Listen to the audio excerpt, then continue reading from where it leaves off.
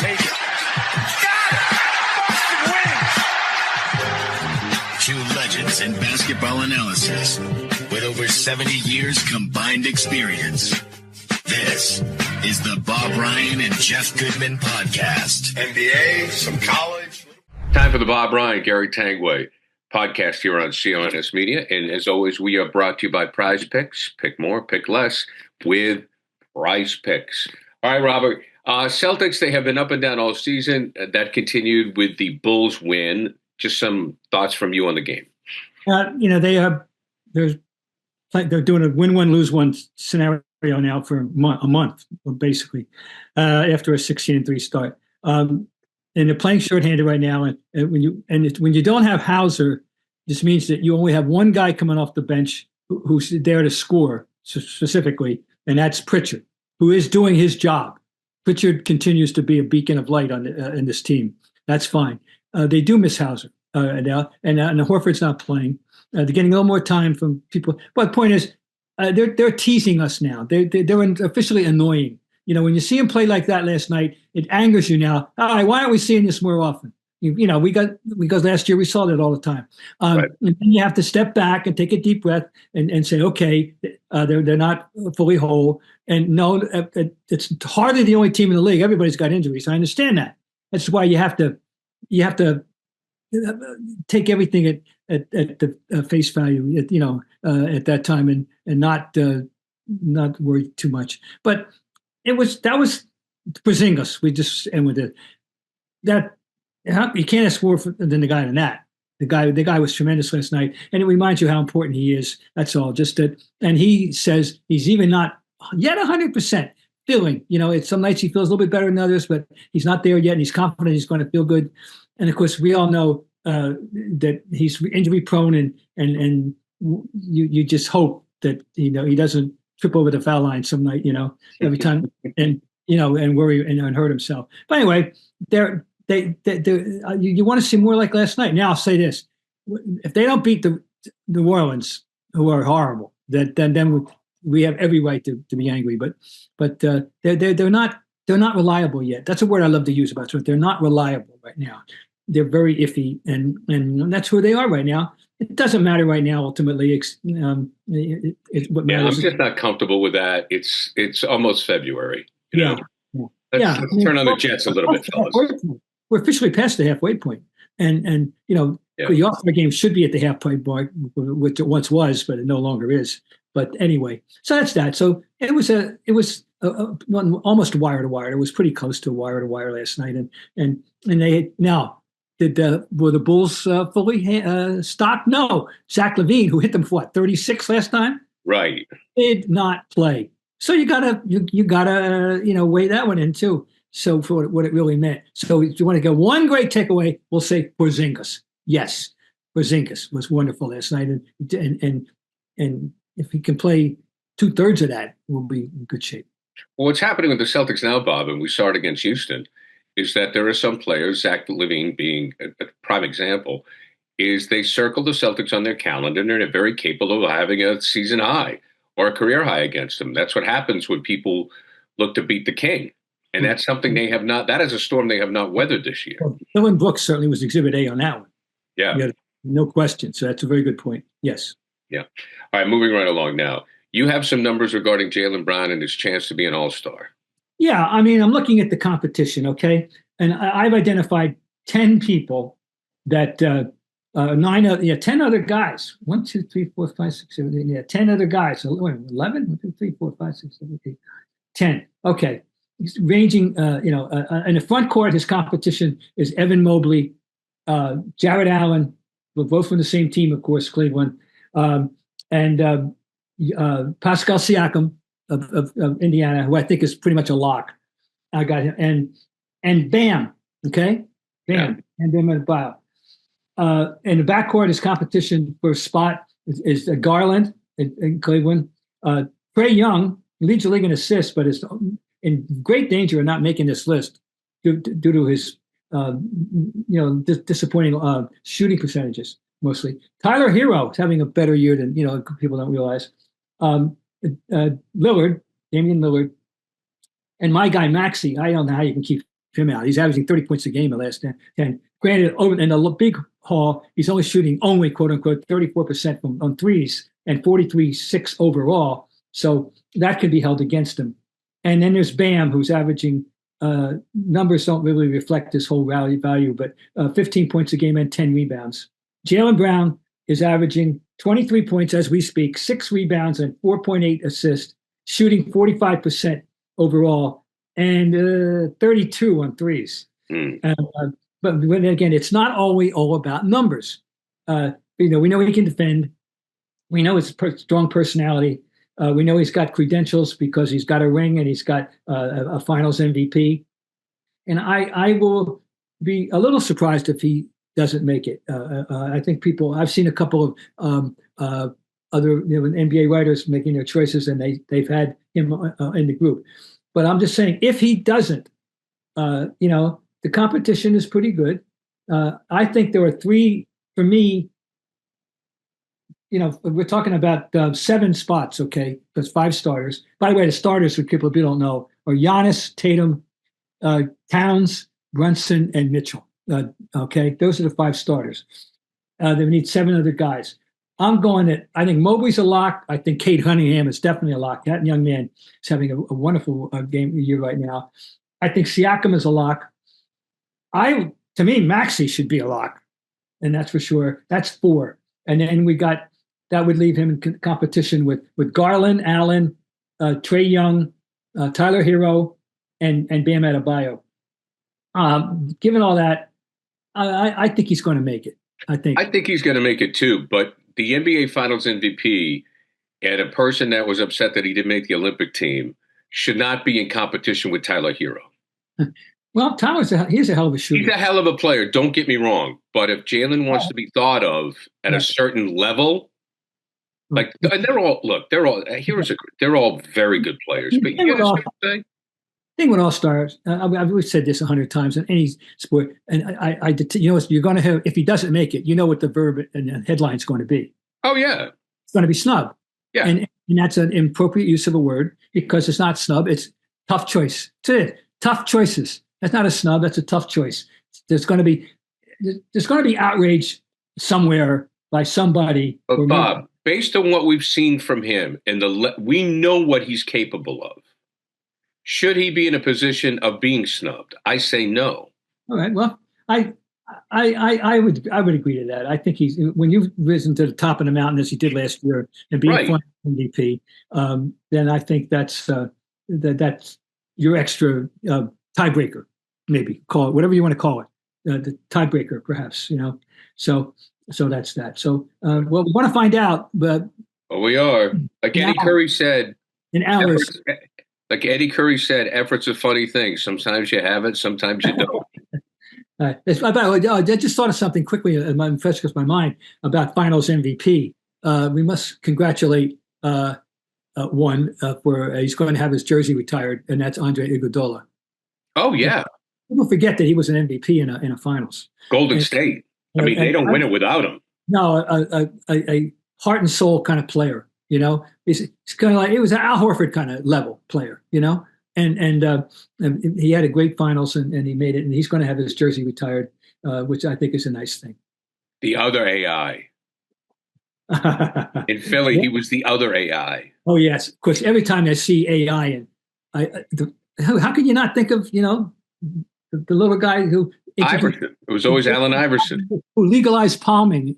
His legacy for basketball was he made palming legitimate. And I'm telling you, it's true. He got away with it more than anybody. Now, what's that?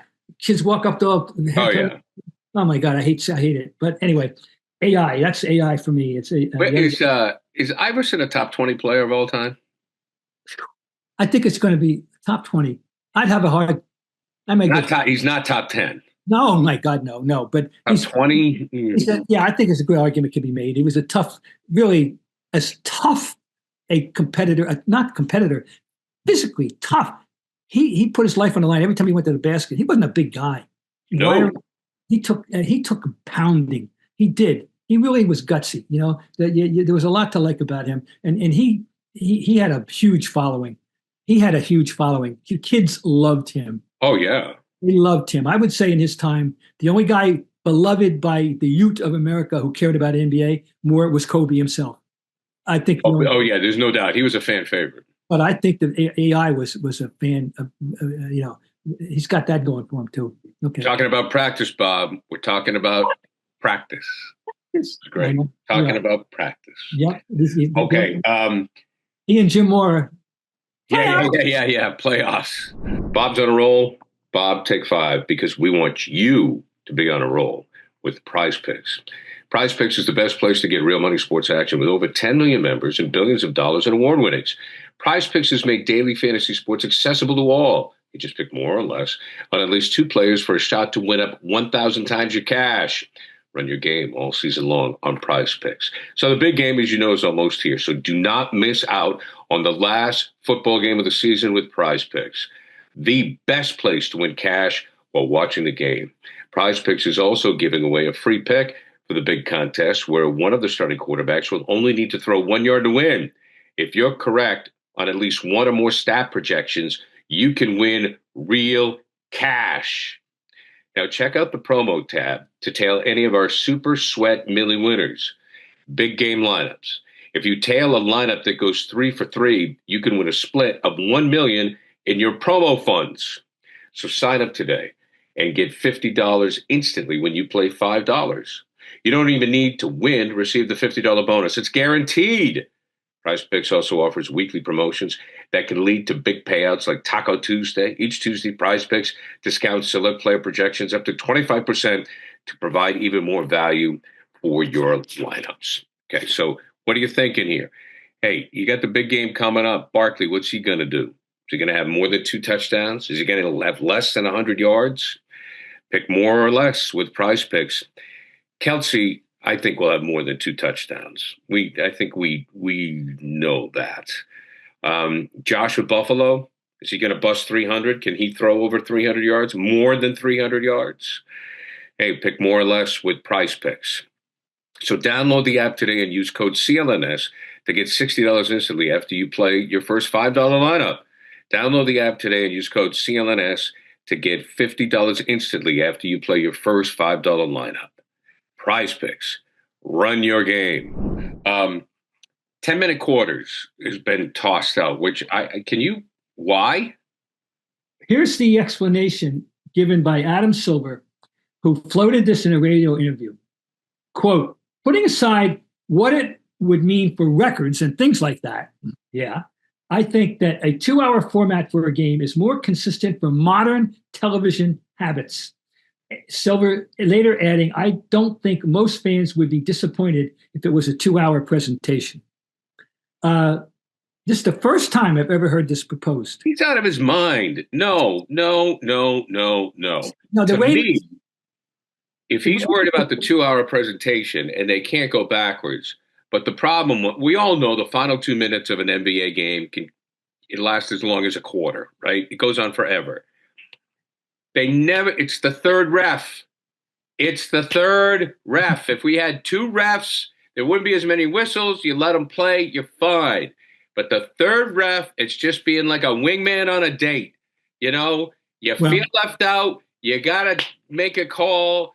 That's the problem. It's funny you mentioned that because my longtime theory, I'm not in total agreement with you, but we're thinking in the same general lines. I have said for years the difference between 3 referees in the NBA and 3 referees in college is that the referees in the NBA, they're on a contract. They're not reffing game to game. You know, they're going to be, it's a rule. I mean, they're on a contract. They're going to play. They're going to work. If they stink and they get thrown out at the end of the year, that's one thing. But they're going to have a job. They're going to referee tomorrow night. Okay, college, conferences. You know, it's a. You might have a contract with a conference, but I mean, any point is, I think 3 college referees are I call them referee by egg timer. If I haven't made a call in X minutes, I'm going to find something because it'll be easy to find something off the ball. But and I want the conference commissioner to know I was on the job. See, and let people know you're there. And I mean it. Now, I believe. So you're saying you think, you know, that's the case in the NBA too. Well, I think with the NBA, your point is right that they're under contract, but I look at it as ego. I just don't think they need 3 refs.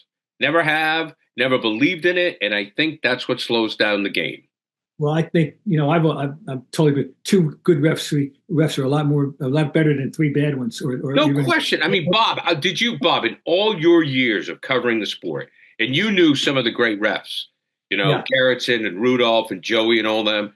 Did you ever sit there and say, "Damn it, we need another ref"? Never. Never. No. I broke in. We had the Hall of Famers of Mendy Rudolph and Richie Powers and John Vanek. I mean, on and on.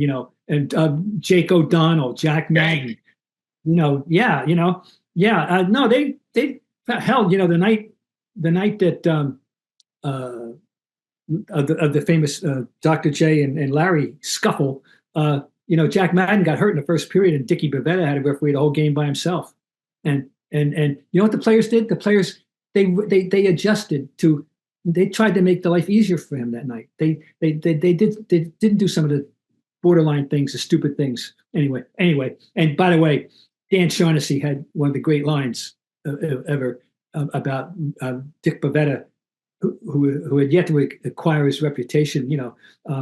He said, having Dick Bavetta referee that game was like putting Barney Fife in charge of the Hill Street precinct. So for those of you younger people, that Hill Street Precinct was a wonderful cop show back in the 70s. Oh, Bochco. It was Bochco's first show. And hey, here we go down Tanguay's tunnel. David Milch was a writer on that show. Yes. Loved Hill Street. Well, I can now the theme song's running in my head. I just lost. David Milch was a writer on that show, and the creator of The Sopranos. I know. Okay. I read the book. He was a writer on Hill Street. David. Well, Dan gets credit for one of the great lines. I'm telling you. That is a great line. Yeah. So anyway, we Silver. This is the only place. Today's New York Post. They give me credit. I haven't seen this anywhere else, but it's from a radio interview. And naturally, the first it was not did not go over well with either Mike Malone or Tom Thibodeau. They were quoted in here. Certainly not. Oh, I like it. Malone said, "I hope we don't go to the 4-point line. I hope we don't become Barnum and Bailey, where we're just having to do whatever we have to do to keep viewership." The point of this is apparently the ratings are down on television, although the attendances are not.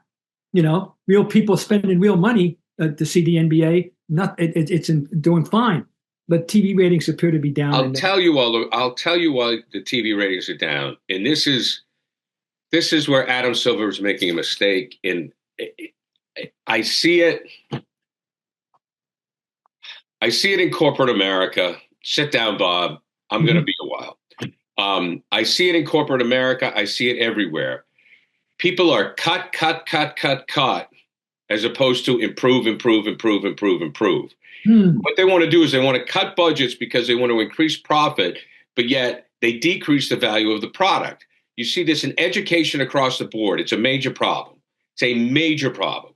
Furthermore, what Silver wants to do, because I know the ratings game, is he wants to have the ratings higher because he'll have less of a sample. So the ratings will be higher. Obviously, if there's more of a sample, the ratings could be lower. So he wants to take off 8 minutes to have a higher rating. Well, the reality is while I love the game and you love the game, is right now the game doesn't have a true number one superstar. Like there's no LeBron. Even there's LeBron, but he's on the back nine. He's still great. Don't get me wrong. But now you have a plethora of guys.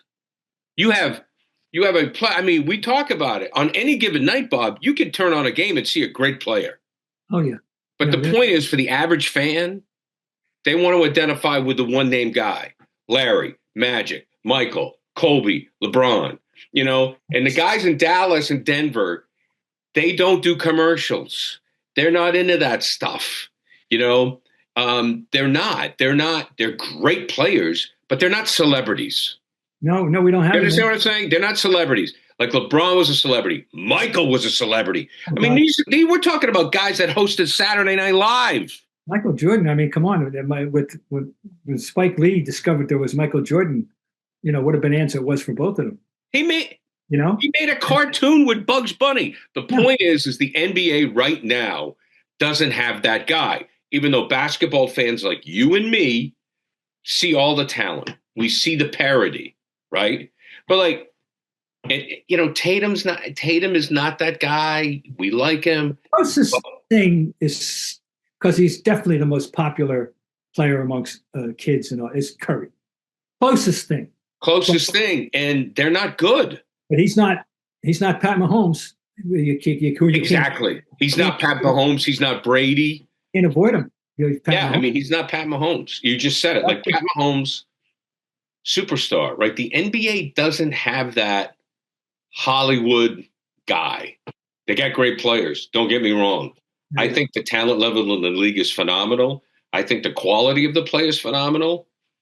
But the NBA does not have the red carpet sizzle that it did before. And, one of the things, at the top of the list are international players. And one of whom, Jokic, absolutely does not want any part of any of this. He just wants. That's my point. Like, if he had a PR agent and he was doing commercials and he was joking around, maybe, but he doesn't want to do it. I think who would like to do it is Embiid, but great, but their team's not doing great. No, but I'm saying he would fancy himself. I think he would like to assume that role. He never will. He's not close to it, but he would like it. I think he'd be good at it too. I don't. Giannis doesn't. Giannis. I don't know. He's somewhere in the middle. Do it either. He doesn't want to do it. Like he's having a good year. I'm such a jerk. I keep forgetting about Milwaukee. I keep forgetting about them. They're playing better now, by the way. They are, but like, how could I forget about Giannis? I mean, I'm talking about the days when, Bird and Jordan were doing the McDonald's commercial from the top of the Sears Tower in Chicago. Yeah. And the league doesn't have it. No, that's why. That's Adam's problem. And what he wants to do is he wants to increase the ratings by decreasing the product. He's pointing out that my GPA would have been higher in college if I took 3 courses instead of 5. He's pointing out that the international game is 40 minutes and the college game is 40 minutes. Guess what? Fine. His game is better. All right? His product is better. It's just a foolish thing. I hope it's just gets completely. There's no way you can do this. I mean, it's the NBA. It's the best players in the world, period. 48 minutes. That's what it is. I long ago, I learned about the NBA when I started covering the NBA as a lifelong college fan who the NBA was not first primary for me when I started covering. Right. It didn't take me too long in 1969-70 to, oh my God, this is so much better. This talent, this game. And at I learned that. And so I started preaching the gospel about the NBA. I became an evangelist about how good the NBA is. And I said, look, I love college ball. I still love college ball. I'm planning to go into the Final Four, my 33rd or 4th, whatever it'll be. I don't know. I've been going to so many. I love it. I like it for a lot of reasons. But it is the high-grade sirloin, and the NBA is the steak, is the sirloin steak. But it's the high-grade sirloin burger is the college. At its best. And the NBA at its best is the sirloin steak, the lobster, whichever is your preference. Fine. That's the fact of the matter is. And I say this too. Every year in the NBA, there are at least 50 games. And it doesn't matter whether it's the Celtics and the Lakers in 1986 or whether it's New Orleans and Washington tomorrow night. All right. The game is at such a high level and it's so good that if you put that game in a college atmosphere with the bands and the cheerleaders and all that, okay, you'd walk out of that arena and say, that's the greatest game I ever saw in my life. No doubt. He's putting these games on 50 times a year and everywhere from across the globe, across the country. That's a fact. And my kids are after me to take them to a Celtics game. Got to go to a Celtics game. My schedule's a little crazy, a little up in the air. So it's going to be a last minute thing. So, I just go to my Gametime app, click on Celts, pick out some great seats. You could check them out. All right. So, once you get the Gametime app, so you can find great seats to wherever you happen to live, or maybe you're going on a trip and you're visiting someplace. You don't know a lot about the area. You do know that you want to go see that team and say you go to Denver, you want to go see the Nuggets. Download the Gametime app, and that's how you can get your tickets ahead of time. And there's a new feature called Gametime Picks that makes getting tickets even easier for events, because Gametime Picks filters out all the fluff to show you only incredible deals on great seats, so you don't have to waste time searching through thousands of tickets to find the best value. Plus, they always have the super deal, which is the best deal at that particular time on the site. I guess hence the name, right? All right. Seat views before you can buy. You click on, look at the seats. Am I going to buy them? I'm going to take them for a test drive. Do I like the view? Then you go for it. Always on-time ticket delivery, lowest price guarantee. And your tickets are guaranteed to be delivered on time, and your purchase is covered with the most flexible customer service policy in the ticketing industry. Plus, did I tell you the lowest price guarantee? Well, here's the lowest price guarantee. Or Gametime will credit you up to 110% of the difference. Simple as that. Download the Gametime app, create an account, and use code CLNS for $20 off your first purchase. Terms apply. Again, create an account, redeem code CLNS for just $20 off. Download Gametime today. Last minute tickets, lowest price, guaranteed. I love this story. I'm kind of wedging it in here, but when Scalabrine did a promotion for Toucher and Rich, where he took on like 5 regular guys who had played some college ball, because the whole thing that Scal was saying in the interview, I think, and Scal's a personality, he's never going to get the credit. Look, if you play in the NBA, all right, you're a pretty damn good player, but Scal's a personality. We know that.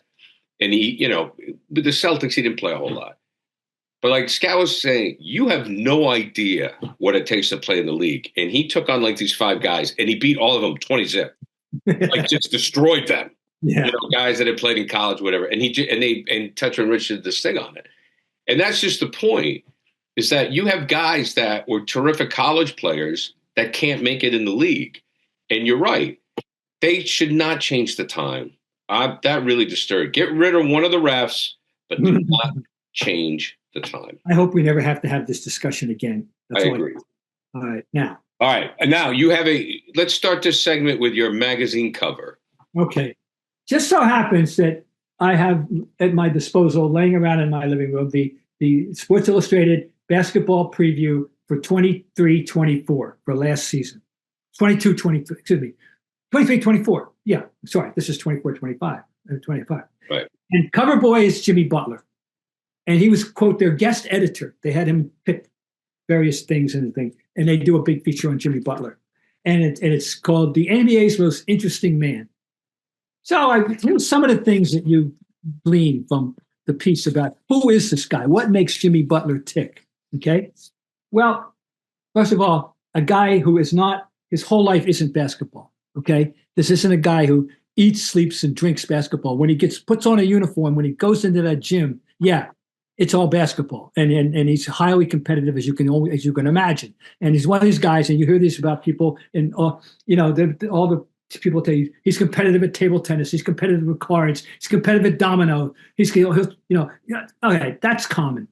Right? That's common. That doesn't distinguish him from countless other guys and athletes in all sports, domestic and international. But he's one of them.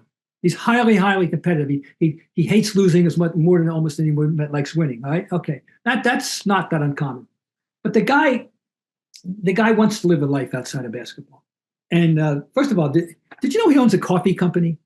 No. He is a coffee freak, and he has made it a business. The business is called Big Face Coffee. He founded this company in 2020. And one of the things he did in the summer of 2022 was go to Colombia and go to his famous farm where he was learning the process of cupping, which I couldn't describe it, but it's an important process in the growth of coffee. And the farm is called La Palma y el Tucán. And he is the CEO of Big Face Coffee. And you can go Google it, check out Big Face Coffee, go Google it. Okay. So that's one of the things. And one of the things he does in the article is list 3 of his favorite coffee stops in America. one in New Orleans, one in Charlotte, and one in Philadelphia. And what he likes about the coffee shops. Okay, did you know that he is a friend of Neymar, and he is a friend of Carlos Alvarez? Soccer players? Carlos Alvarez, tennis. Neymar, the great Brazilian soccer player. And they're friends. And he likes soccer. He loves tennis. And one year, according to this piece, and he was a ball boy, jokingly, but he did it for a while at the U.S. Open tennis. He served as a ball boy. Huh. How long he did it, for an hour or a set, I have no idea, but he did it. And his social life is, as I just pointed out, his friends are guys like Neymar. His closest friends are outside of basketball. He's right. but he is a good teammate, according to his teammates when he shows up. When he's not whining about not playing or anything. But after the Celtics, remember the famous 2 years ago, the famous Game 6 when Derek White made that play at the end of the game to keep this series alive, and then they lost. Well, after that game, Max Struss, who was since moved on to Cleveland, but Max was distraught. I guess he had a role in screwing up or something. He was distraught. And the guy went in and put the arm around his shoulder and gave him a pep talk and said, "We'll be back and don't worry about it. You'll be fine," was Jimmy Butler. And he said, Max Struss said, "I was in a dark place after that game, and he was the reason why I was able to get out of it." So he is capable of that kind of team play. All that. And the kind of country album, and he's written 40 songs. Did you know that? I didn't know that. I haven't stumbled upon any of those songs, but this is what. Don't think they've made the Hot 100. All right. So, the Godfather, Kyle Lowry is his daughter's godfather. How about that? So obviously he's beloved in the circle that he does it. He's complicated. There's something he can only stay in a place so long, it seems. And he's got but he's really succeeded in distinguishing himself for the wrong reasons. Right. He's going to be. That's what we focus on. Well, people focus on the bad stuff. When he retires, and he will go to the Hall of Fame. I mean, I can't see how he can't. Okay. He will still be remembered for a lot of people as much for disruption and leaving Chicago in bad terms, leaving Philly in bad terms. Whenever he gets out of Miami, and it could be, trading deadline is coming up to us, and it could finally happen somehow, some way. It's going to be remembered, and then, it's sad. You don't want to be remembered as much for that, or when you're that good a player as he is, and still can play. He's 35, and he may not be exactly what he was 2-3 years ago, but he's still his story is far from over. Somebody might pick him up, and that he could be the catalyst to get them, into a playoff run that they wouldn't have had otherwise. That could happen. I'm very anxious to see how this thing plays out. Now, as far as what the deal is between he and Riley, apparently it goes deeper than professional somehow here. You know what I mean? I guess. I don't know. Who knows? There's something going on there that, with Riley and him that I think it transcends, basketball or the humongous contract. Hey, they gave him the contract, so I don't, what the hell with that. But I don't. He's just. I'm a fan. When you play, I'm a fan. I would, if I had to check a box one way or another, I'm a fan. But there's the guy. He's an interest. If he's not the most interesting guy in the league, he's certainly one of them. It just with great players or people of great ability, sometimes comes complexity for whatever reason. It's just whether you see it in art, music, acting, writing, however you want to. Someone who's very smart in the science, or there's always some instability or something that goes off, or something that kind of goes along with it. I mean, even like guys like, I'll just stick with the NBA. Even guys like Larry could be, he had his way and that was it. Magic is always a happy-go-lucky guy, even though I've always said nobody can actually be that. Look, we got one exhibit A for the NBA there with a true greatness and complexity was Michael. I mean, Michael, absolutely, and Russell. Michael and Russell. Oh yeah, and Russell, Michael's a complicated dude. Oh yeah. I'll tell you something, Russell, exactly. And he acknowledged it. He always acknowledged it and said, I heard it from his own lips, but it's well known that he wouldn't have become the NBA success to the degree that he was if he weren't playing for Red. The Red Auerbach was the perfect coach for him, and Red was not a one way, my way or the highway. There being only one highway guy. Red, you know what I'm saying? Red had different rules for different people. But when he had a rule for different people, he would never yell at Russell. He'd never yell at Kuzi, but he yelled at Tommy. Tommy knew how to take it. He knew that Tommy got it, that Tommy got what that was all about, that it wasn't personal. It was professional, making Tommy a professional scapegoat.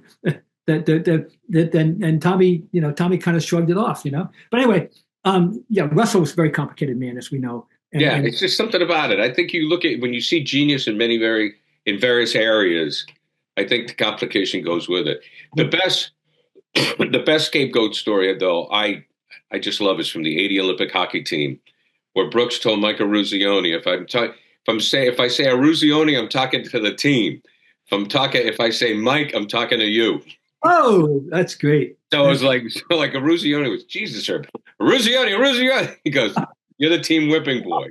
But Red was that's psychologist. That's a supreme psychologist at work, and that's what Red was with these guys. Well, Bob, when it comes to pro sports, man, and especially basketball, which is not a complicated game, I think the most successful coaches were the best psychologists. I think that Phil Jackson, whether Celtic fans like him or not, tremendous. Pat Riley, phenomenal. Yeah, I mean, you can only game plan so much. Right? It's whatever getting them to buy your message, and sure. buy what you're selling, and to do that, that the people are individuals, and you have to have different gears to shift into to be really successful. And guys who don't have it can only go so far, I think. So.